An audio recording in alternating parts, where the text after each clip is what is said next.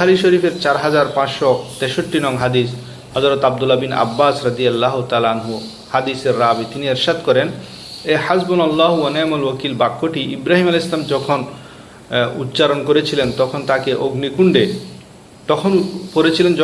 অগ্নিকুণ্ডে নিক্ষেপ করা হয়েছিল।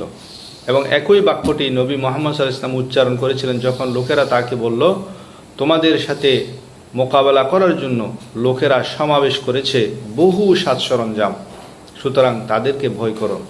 তখন তিনি বলেছিলেন, হাসবুনাল্লাহু ওয়া নি'মাল ওয়াকিল।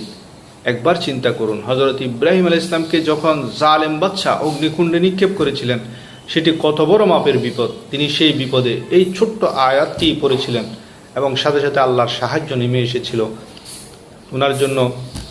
ওই অগ্নিকুণ্ড বাগান হয়ে গিয়েছিল। আল্লাহ তাআলা ঘোষণা দিলেন, ইয়া নারু কুনি বারদাম ওয়া সালামান আলা ইব্রাহিম। তিনি আমাদের প্রিয় নবীকে যখন